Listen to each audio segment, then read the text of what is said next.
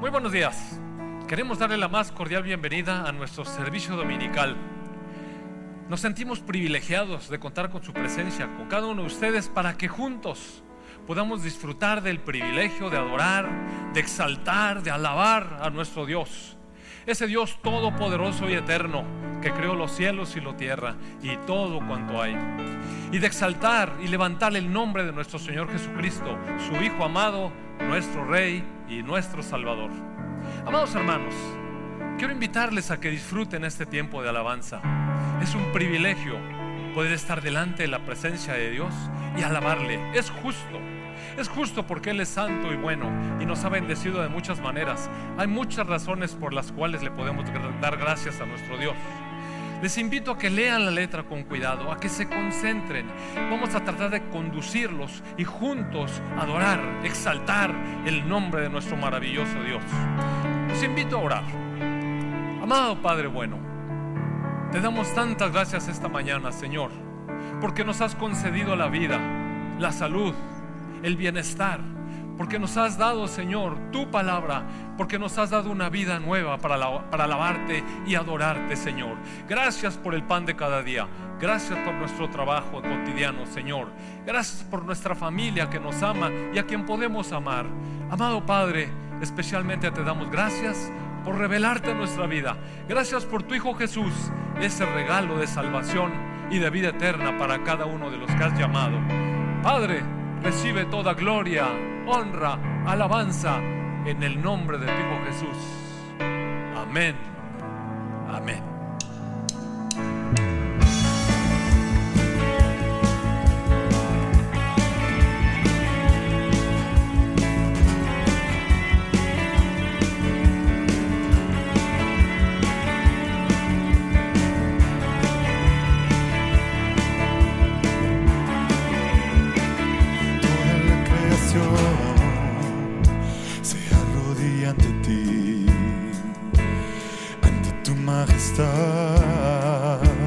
Príncipe de paz, y al mirar la creación, obra de tu amor, no me queda más que adorarte, oh Dios, amante de mi corazón.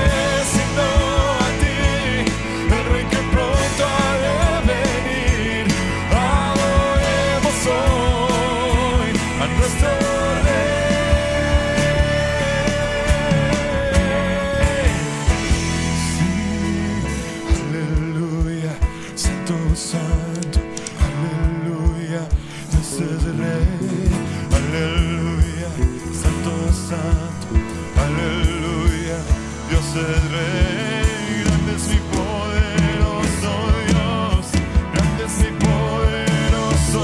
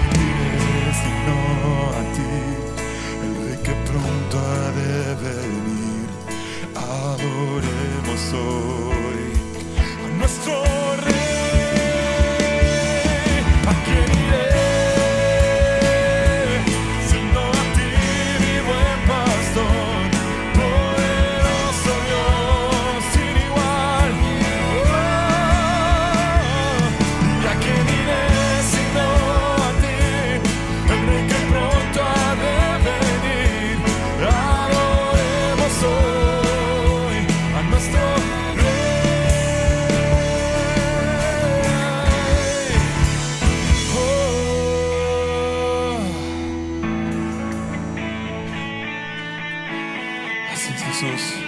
Tú renovas nuestras fuerzas y nos levantas como águilas.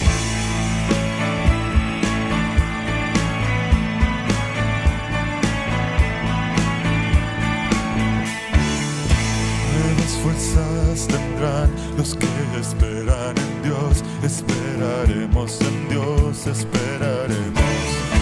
Nuevas fuerzas tendrán los que esperan en Dios. Esperaremos en Dios, esperar en Dios.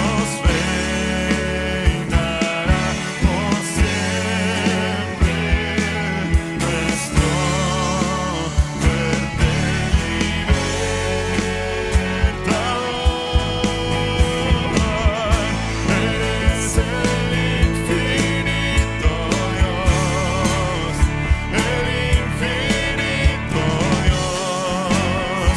Tú no desmayas, nunca fallas.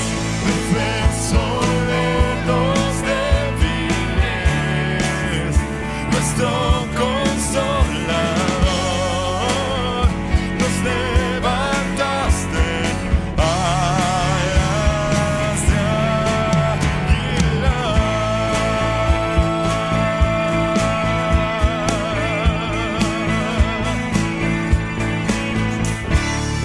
Nuevas fuerzas tendrán los que esperan en Dios. Esperaremos en Dios, esperaremos. Nuevas fuerzas tendrán los que esperan en Dios. Esperaremos en Dios, esperar en Dios. Reinará por siempre nuestro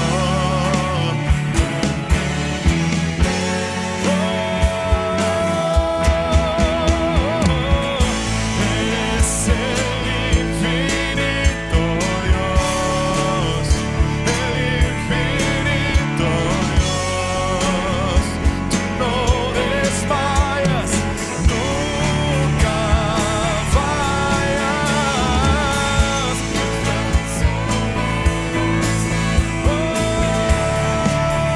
Nuestro consolador, nos levantaste alas de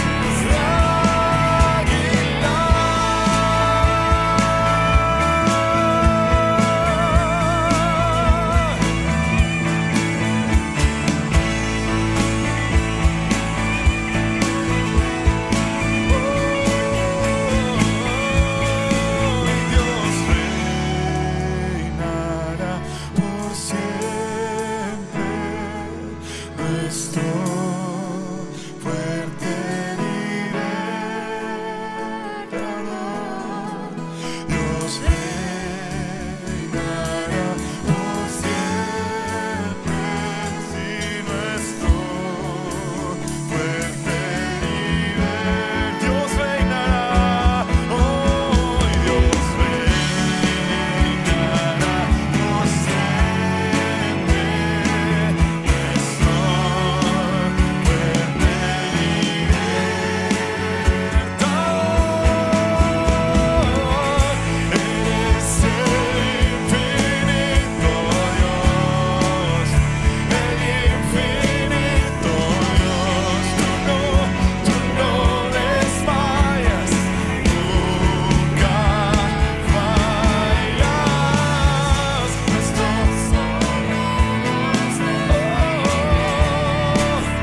Nuestro consolador, nos levantaste alas de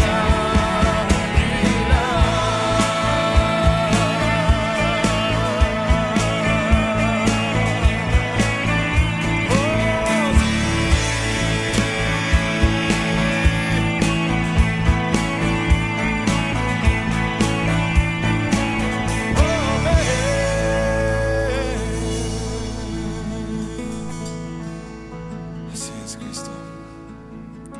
Soy testigo, Señor, mi buen pastor, de la fidelidad, Señor, de tu palabra. Es fiel y verdadero, Señor, tu nombre. Has sido mi proveedor, has sido mi protector en todo tiempo. Y tus brazos, mi Dios, me envuelven. Tú no desmayas, Señor. Has estado conmigo en mi angustia y en mi dolor.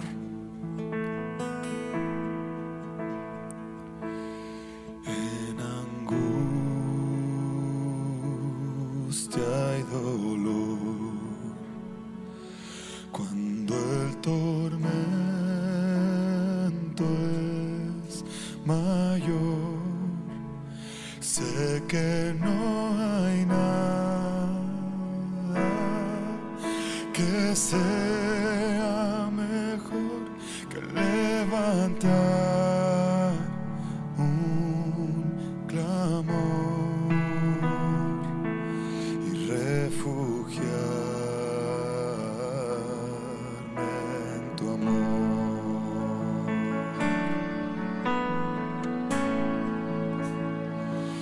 Pues no hay consuelo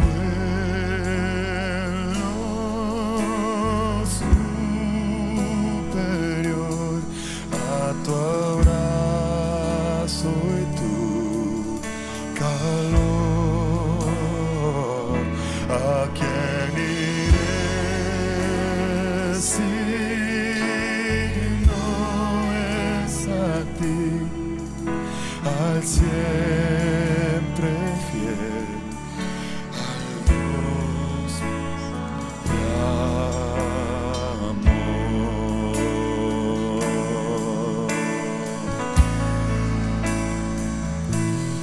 Eres tú, Jesús,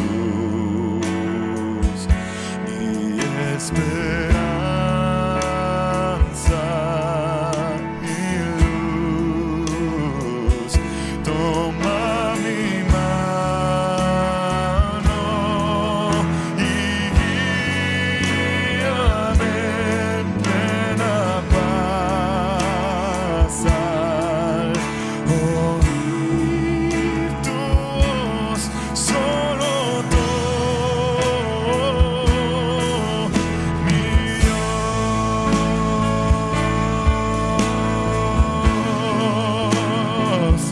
Pues no hay consuelo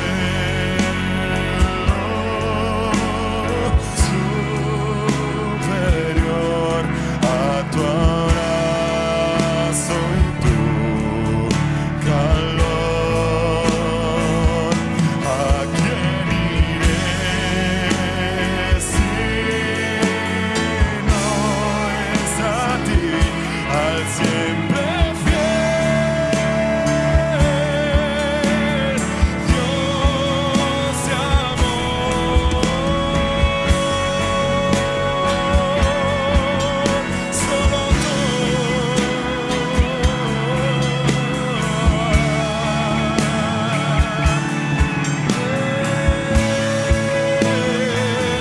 Pues no hay consuelo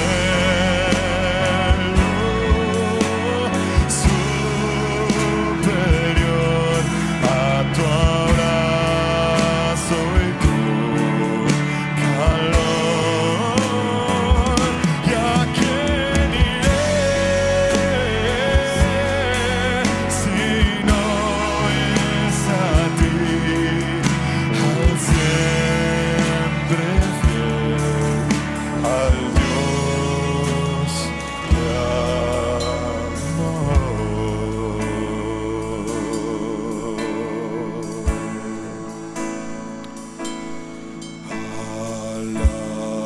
Alabaré al Señor mi Dios, tu nombre yo proclamaré eternamente, te cantaré, Señor, Señor mi Dios.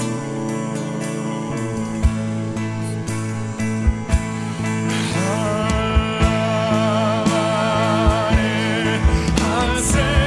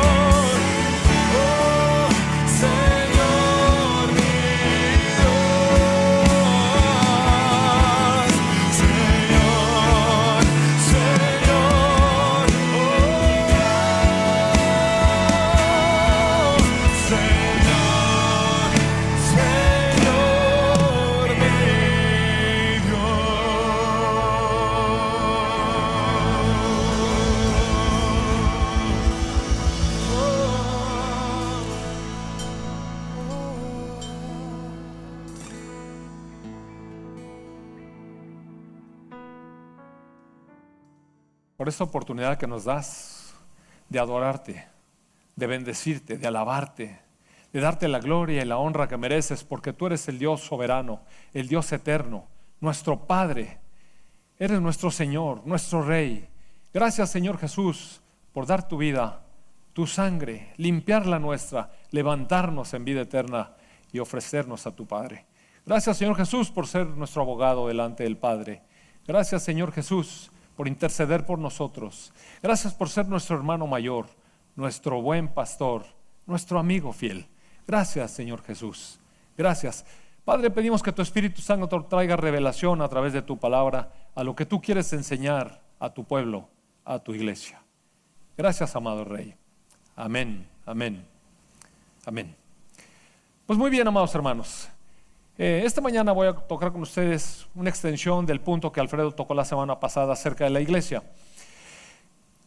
La mayoría de nosotros pertenecemos a la iglesia, al menos así lo pensamos, así lo sentimos, así lo declaramos. Pero ¿cuántos de nosotros conocemos realmente a fondo lo que es la iglesia? El Señor Jesús nos dijo cuando Él iba a partir que iba a dejar a su Espíritu Santo para que nos condujera a toda verdad, para que nos revelara toda verdad. Y hoy, con el favor de Dios, con su unción, pretendo exponer la palabra de lo que es la iglesia, conocer a profundidad lo que es la iglesia, conocer los secretos y lo que Dios quiere que conozcamos de la iglesia. Lamentablemente, a raíz de una serie de malos comportamientos que ha habido dentro de miembros de la iglesia ha empezado a tener desprestigio, y no solamente de ahora, sino hace muchos años ya. Nunca falta personas que se infiltran y después hacen tropezar a otros con sus actitudes, con sus comportamientos, con su testimonio, digamos. Y cada uno de nosotros, de alguna manera, quizás a través de su proceso de crecimiento, ha hecho tropezar a otros más pequeños con comentarios, con actitudes, con acciones, con equivocaciones, con pecados incluso. Sin embargo, eso no nos quita necesariamente de la iglesia, porque la iglesia, amados hermanos, es algo viviente, es algo que procesa. A veces se tiene el concepto erróneo de que en la iglesia va pura gente mojigata, pura gente hipócrita que afuera hacen una cosa y adentro hacen otra. No digo que no haya así. Lo que digo es que a veces es el concepto que se tiene. Pero en realidad, ¿qué es la iglesia? ¿Qué es la iglesia para nuestro Dios? La Escritura habla claramente de que para Dios la iglesia es su obra maestra. Y ahorita le voy a explicar en qué consiste esto de tener una obra maestra. A veces se cree que la iglesia empezó en Pentecostés, cuando vino el derramamiento del Espíritu Santo. Y bueno, digamos que es un punto de arranque, pero en realidad el Señor Jesucristo estuvo preparando muchas cosas desde antes para dar origen a la iglesia. Le voy a invitar a que me acompañe por favor en el Evangelio de Mateo, capítulo 9, verso 9. Dice la palabra: mientras caminaba, Jesús vio a un hombre llamado Mateo sentado en su cabina de cobrador de impuestos. Sígueme y sé mi discípulo, le dijo Jesús. Entonces Mateo se levantó y lo siguió. Todos ustedes saben que en ese tiempo el ser un cobrador de impuestos era muy mala reputación, era muy mal visto. Era una persona que se había vendido al país conquistador, al imperio de Roma, para cobrarle impuestos para Roma, a su propio pueblo. Se le consideraba un traidor, una persona que aparte abusaba de eso y se quedaba con dinero para sí mismo. Eran verdaderos pecadores, así se le veía entonces. Sin embargo, Jesús se acercó a él y le dijo: sígueme y sé mi discípulo. Entonces Mateo se levantó y lo siguió. Más tarde, Mateo invitó a Jesús y a sus discípulos a una cena en su casa, junto con muchos cobradores de impuestos y otros pecadores de mala fama. Es decir, se hizo una cena ahí con lo peorcito de la sociedad. Invitaron a Jesús. Cuando los fariseos vieron esto, preguntaron a los discípulos: ¿por qué su maestro come con semejante escoria? Cuando Jesús los oyó, les dijo: la gente sana no necesita médico, los enfermos sí. Luego añadió: ahora vayan y aprendan el significado de la siguiente escritura: quiero que tengan compasión, no que ofrezcan sacrificios, pues no he venido a llamar a los que se creen justos, sino a los que saben que son pecadores. Ese es el punto del inicio del Evangelio. El Señor el Señor nuestro Dios envió a su Hijo para salvar al mundo, para salvar a todos aquellos que estaban extraviados. ¿Y quiénes estaban extraviados? Pues, amados hermanos, estaban extraviados todos, solo que unos lo aceptaban y otros se creían justos en sí mismos. Vamos a la epístola de Romanos, capítulo 5, y dice, mire, fíjese bien, capítulo 5, verso 12 dice: cuando Adán pecó, el pecado entró en el mundo. El pecado de Adán introdujo la muerte, de modo que la muerte se extendió a todos porque todos pecaron. La palabra es muy enfática, es muy clara. La palabra no se anda con rodeos. La palabra no le da palmaditas en la espalda al pecador, le dice, bueno, no lo has hecho tan mal. La palabra le dice las cosas como son. No usa eufemismos como ahora usamos para todo. Ahora no se le dice pecado, se le dice error. Ahora no se le dice pecado, se le dice una falla. Bueno, una pequeña equivocación. Mire, para Dios es un pecado y todos hemos pecado. En el verso 18 dice, así es, un solo pecado de Adán trae condenación para todos, pero un solo acto de justicia de Cristo trae una relación correcta con Dios y vida nueva para todos. Por uno solo que desobedeció a Dios, muchos pasaron a ser pecadores, pero por uno solo que obedeció a Dios, muchos serán declarados justos. ¿Cuándo? Cuando esos pecadores crean, entiendan, confiesen que son pecadores. Como dijo el Señor Jesucristo, vine para llamar a pecadores al arrepentimiento. La iglesia está compuesta de personas que han pecado, pero no están llamadas para seguir pecando. La iglesia no es un club de pecadores para que sigan haciendo lo que quieran cada quien. La iglesia es la oportunidad que nos da Dios para limpiar nuestras vidas sucias con nada menos que la sangre de su Hijo Jesucristo, y de esa manera dejarnos limpios de todo pecado y de toda maldad. La iglesia está compuesta de personas que, estando extraviadas y teniendo la mente sucia, son limpiadas en su mente por el Espíritu Santo que nos es dado. La iglesia está compuesta por personas que, estando extraviadas, pervertidas, sucias, caídas y destinadas para la perdición eterna, en personas transformadas a la imagen de Dios, con su naturaleza, a un llamado de santidad, separados para nuestro Dios. Y todo esto que le estoy diciendo no son inventos míos. Mire cómo dice la palabra. En el libro de Efesios, capítulo 2, verso 8, dice: Dios los salvó por su gracia cuando ustedes creyeron. La iglesia está compuesta de personas que creen, que le creen a Dios, que creen lo que Dios nos está diciendo. Dios dijo que el que creyera en Jesús sería salvo. Jesús, en su trayecto en la tierra, dijo: aquel que crea en mí será salvo. El que crea será salvo, el que no crea será condenado. Parecen palabras simples, pero no son las palabras de un simple hombre, son las palabras del Dios Todopoderoso, hecho hombre. Dice entonces que Dios nos salvó por su gracia cuando nosotros creímos. Y dice, ustedes no tienen ningún mérito en eso. Es un regalo de Dios. La salvación, amados hermanos, es un regalo de Dios. La salvación no es un premio por las cosas buenas que hayamos hecho. Así que ninguno de nosotros puede jactarse de ser salvos. Ninguno de nosotros tenemos de qué jactarnos, pues somos la obra maestra de Dios. Él nos creó de nuevo en Cristo Jesús, a fin de que hagamos las cosas buenas que preparó para nosotros tiempo atrás. ¿Sabe usted una cosa? Dios tiene un plan eterno, un plan que ideó cuando ni siquiera había creado el universo. Y en ese plan estábamos contemplados nosotros. Él ya nos había visto de antemano. Él sabía que íbamos a pecar. Él sabía que íbamos a estar extraviados. Pero se propuso enviar a su Hijo para nuestra salvación. Y se propuso a través del Espíritu Santo transformar vidas echadas a perder y llevarlas a la cúspide de la perfección, a ser como su Hijo Jesús. Eso es una obra que nosotros nunca podríamos hacer, pero esa es la obra maestra de Dios. En eso consiste la iglesia, en traer pecadores, limpiarlos con la sangre de Jesucristo, perfeccionarlos a través de la obra del Espíritu Santo y prepararlos como hijos de Dios para incorporarlos a su familia. Es una obra maravillosa, amados hermanos. ¿Y qué éramos nosotros antes? Mira, la palabra es muy clara.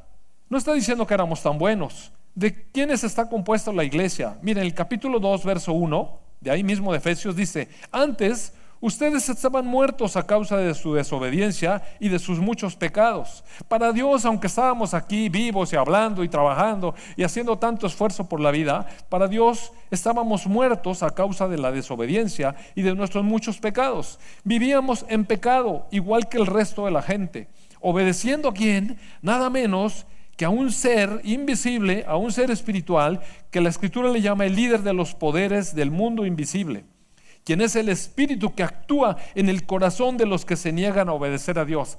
Amados hermanos, la gente no se da cuenta, pero cuando se resisten a obedecer a Dios, en realidad ni son tan libres.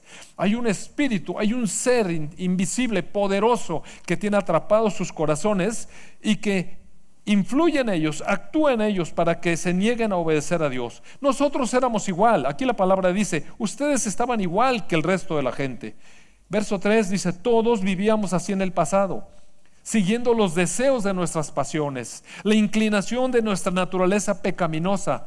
Por esa propia naturaleza pecaminosa éramos objeto del enojo de Dios, igual que todos los demás.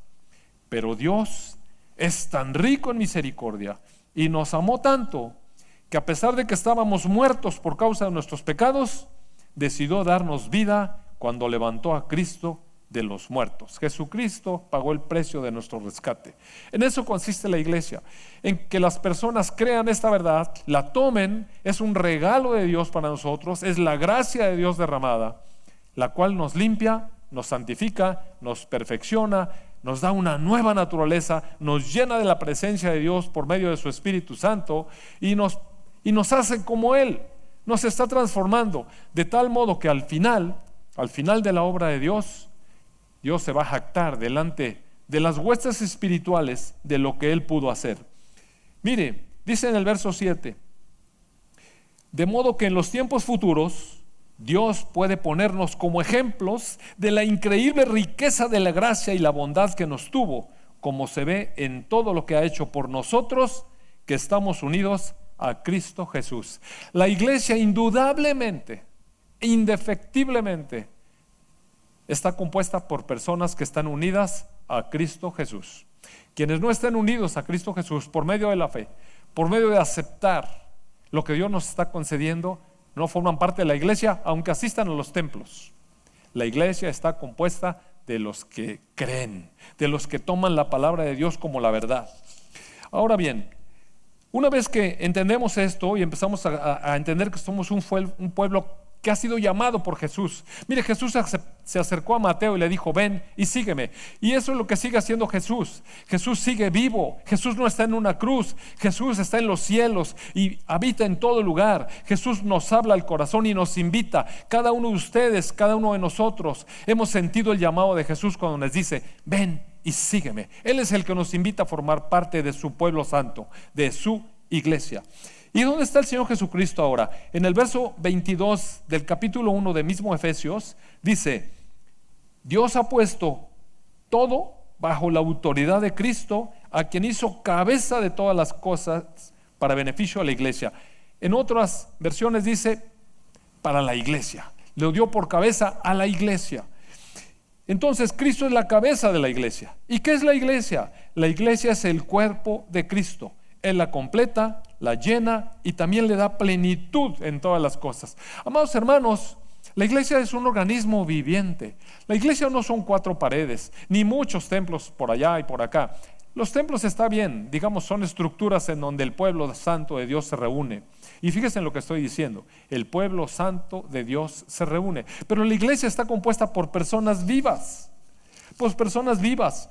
En el verso 19 del capítulo 2 de Efesios dice, así que ahora ustedes, los gentiles, ya no son desconocidos ni extranjeros. Ahora somos conciudadanos junto con todo el pueblo santo de Dios. Y quiero hacer énfasis en eso, porque lamentablemente mucha enseñanza equivocada hace creer a las personas en la iglesia que hay un grupo de personas que son santas y otro que no son. Como que la santidad se adquiere después de la muerte, pero Pablo está hablando aquí con personas vivas y les está diciendo, son conciudadanos junto con todo el pueblo santo de Dios. Son miembros de la familia de Dios. Juntos constituimos su casa, la cual está edificada sobre el fundamento de los apóstoles, esto que estamos leyendo, y los profetas, estos profetas que están escritos en este libro. Y la piedra principal es Cristo Jesús mismo. Estamos cuidadosamente unidos a Él, o en Él, y vamos formando un templo santo para el Señor. Nuevamente, somos un templo y somos un templo santo. Santo no significa santurrón, no significa mojigato, no significa poner una cara de hipócrita aquí y afuera hacer otras cosas. Santo significa dedicar nuestra vida al Dios viviente. Por medio de Él, del Señor Jesucristo, ustedes, los gentiles, llegan también a formar parte de esa morada donde Dios vive mediante su Espíritu. La iglesia es la casa de Dios, la iglesia es la morada de Dios. Cada uno de nosotros, nuestros corazones son el templo del Espíritu Santo, la morada de Dios. Cuando leemos el principio de la carta de Éfeso,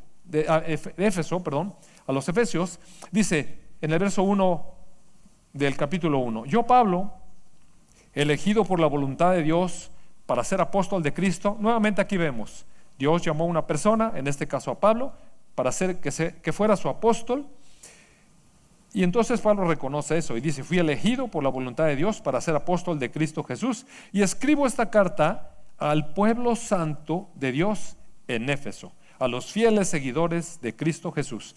Si me acompañan, por favor, a la primera carta a los Corintios, al abrir en el capítulo 1, también en su introducción, verso 1, Pablo dice a esta iglesia, fíjese bien, esta es una carta que está dirigida a la iglesia en Corinto. Esta es la introducción a esa iglesia. Dice: yo, Pablo, elegido por la voluntad de Dios para ser un apóstol de Cristo Jesús, escribo esta carta junto con nuestro hermano Sóstenes. ¿A quién está dirigida la carta? Va dirigida a la iglesia de Dios en Corinto, a ustedes que han sido llamados por Dios para ser su pueblo santo.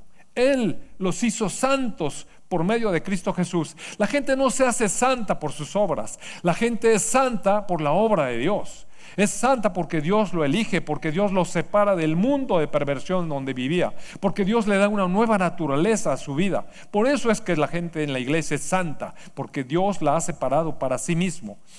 Quitemos entonces las malas interpretaciones de lo que es un santo. Santos son todos aquellos que Dios ha llamado y que ha santificado por medio de Jesucristo, su Hijo, tal como lo hizo con todos los que en todas partes invocan el nombre de nuestro Señor Jesucristo, Señor de ellos y de nosotros. ¿Esto qué quiere decir? Que la iglesia está en cualquier lugar donde se invoca el nombre del Señor Jesucristo, y esto nos incluye.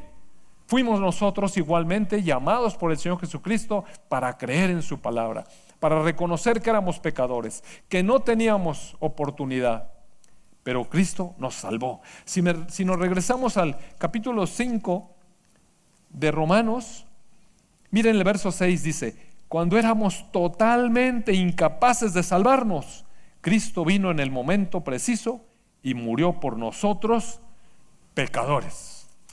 En ese momento, cuando nosotros creemos, cuando nosotros entendemos nuestra necesidad, cuando le abrimos el corazón a Jesús y le decimos: ven y sálvame, Dios es fiel a su palabra y salva.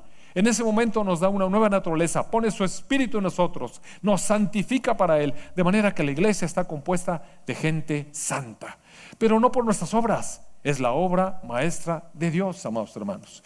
Entonces, volviendo a la iglesia de Corinto, dice aquí que esta carta está dirigida a esta iglesia de Dios en Corinto, a ustedes que han sido llamados por Dios para ser su pueblo santo. La propuesta de Dios, el propósito de Dios es que su pueblo sea un pueblo separado para Él. Él los hizo santos por medio de Cristo Jesús, como lo hizo con todos los que en todas partes invocan el nombre de nuestro Señor Jesucristo, Señor de ellos y de nosotros. Y cuando uno escucha esta introducción, uno espera encontrar una iglesia inmaculada, oiga. Y cuando uno ve a su propia congregación a la que asiste, dice: híjole, pero qué distinto será la carta que nos escribía el apóstol Pablo a nosotros, de la que escribió a los Corintios. ¿Usted cree? Mire, en este mismo capítulo 1, donde está tan bonita la introducción, vamos al verso 10. Dice, amados hermanos, indudablemente se está refiriendo a la iglesia. Amados hermanos, les ruego. Amados hermanos, cuando Dios nos habla a través de una persona es tan dulce. El apóstol Pablo era un hombre con una gran autoridad de Dios. Sin embargo, era dulce en su invitación. Amados hermanos, les ruego. Pero les ruego por la autoridad de nuestro Señor Jesucristo. Y mira, ahí ya cambia la cuestión.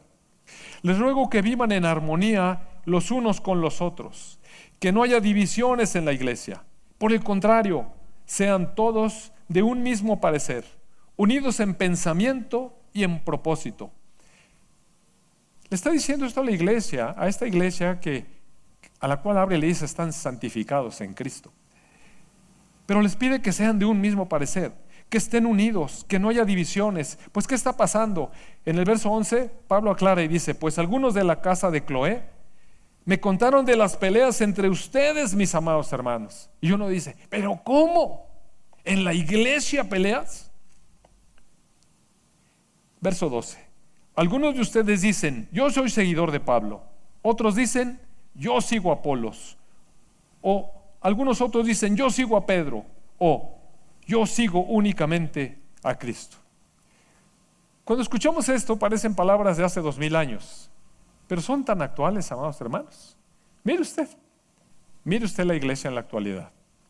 Algunos en la iglesia dicen, yo soy pentecostal, yo soy metodista, yo soy bautista, yo soy presbiteriano, yo soy libre, yo solamente soy de la iglesia de Cristo, yo soy católico, yo soy romano. ¿Qué está diciendo la palabra?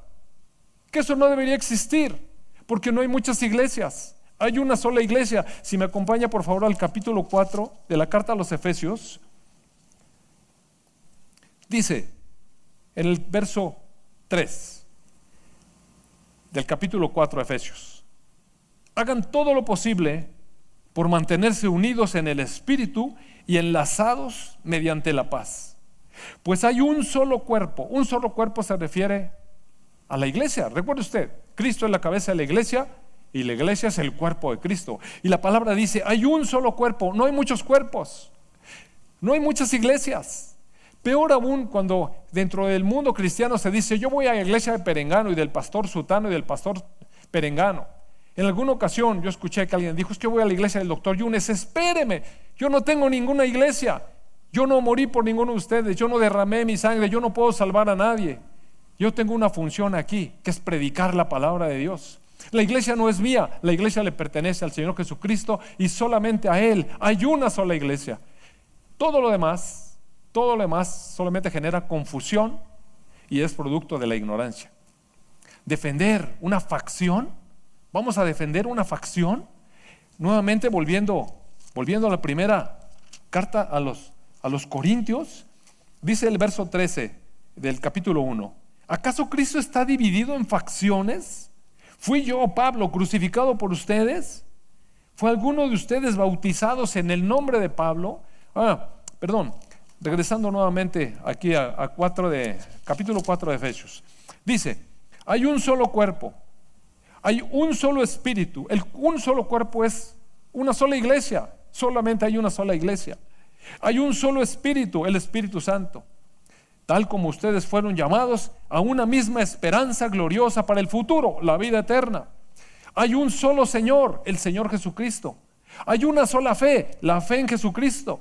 Hay un solo bautismo, el bautismo para arrepentimiento de los pecados y recibir al Espíritu Santo y la nueva vida. Hay un solo Dios y Padre de todos, quien está sobre todos, en todos y vive por medio de todos. Hay una sola iglesia, amados hermanos. No nos confundamos. Estar discutiendo por eso es inútil. Estar discutiendo por eso es caer en el engaño de este mismo enemigo invisible que tiene cegado el entendimiento de las personas que no creen. Pero es sutil, es astuto y nos engaña.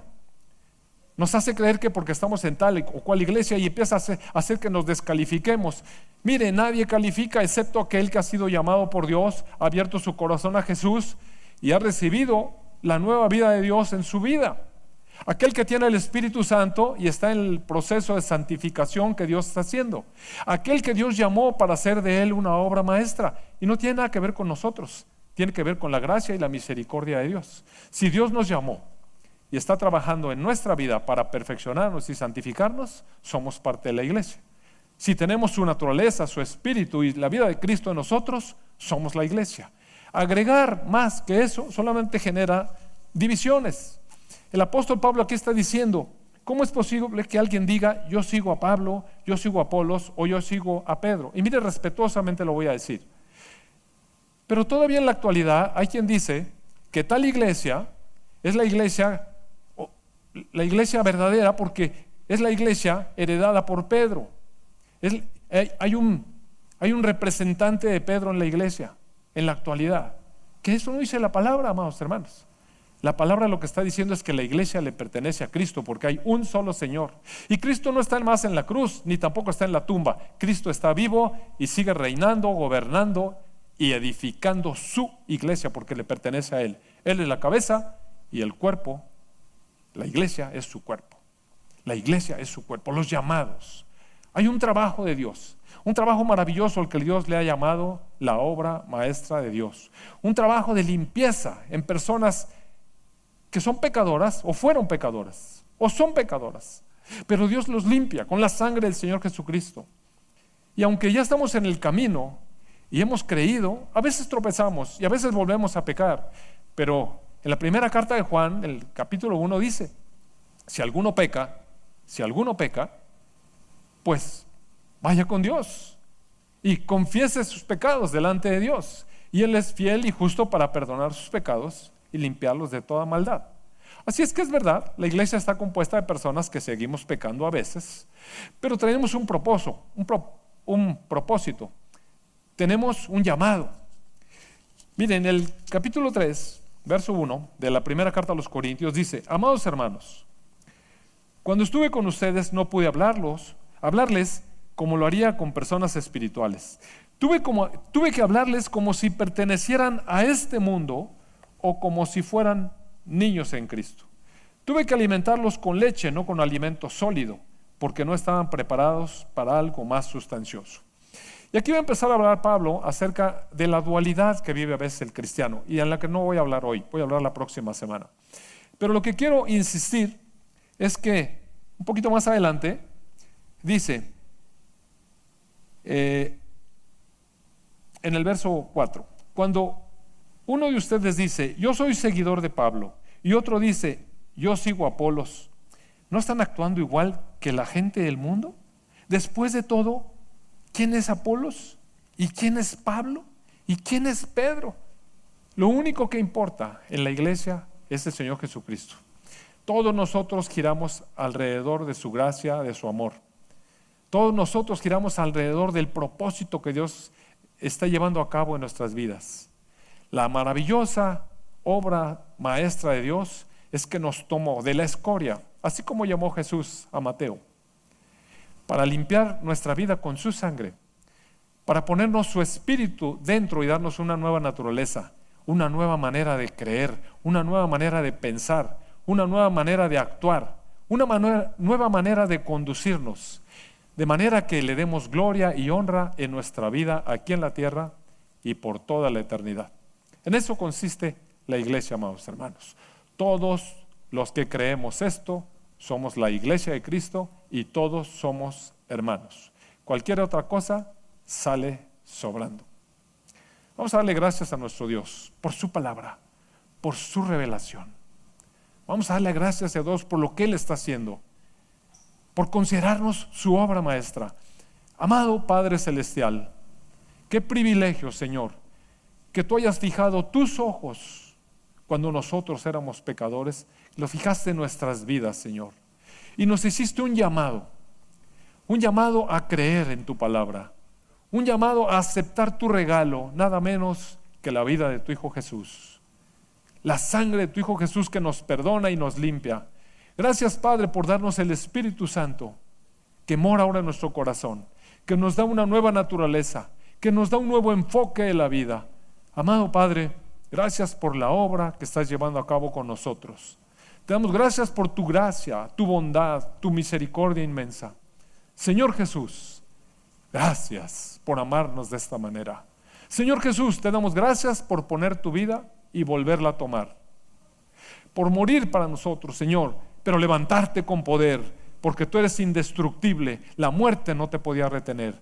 Te damos gracias, Señor Jesús, porque nos enseñas que ahora vives en los cielos y estás sobre toda autoridad y poder y dominio. Gracias, amado Señor Jesús, por tu palabra y por traernos revelación. Gracias, te bendecimos, te adoramos, te exaltamos, amado Señor Jesús. Amén, amén, amén.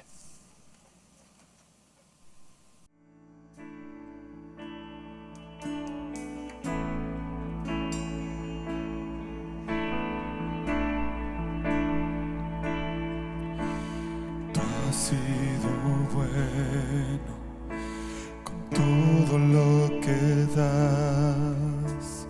Tú has sido bueno por tu fidelidad.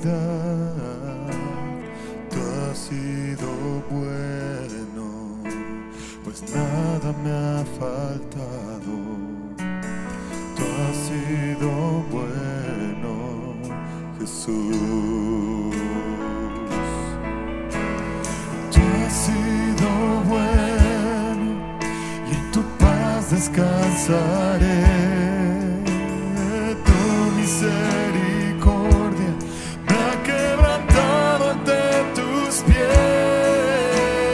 Tú has sido bueno, como lo he de alabar. Cristo, te amo, mi Dios.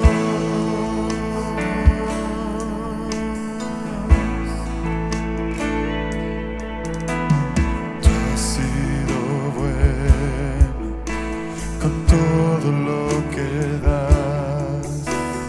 Tú has sido bueno por tu fidelidad.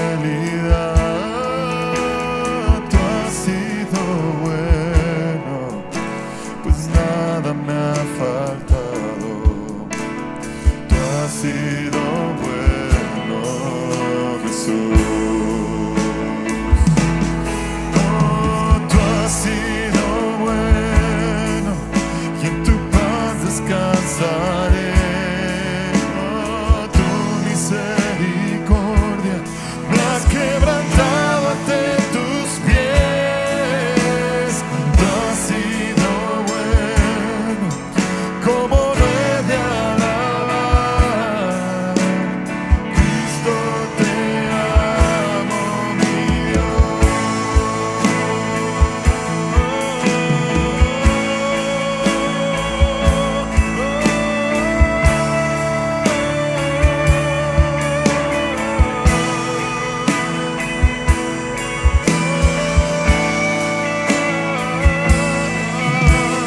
Tú has sido bueno, como lo he de alabar. Cristo, te amo, mi Dios. Cristo, te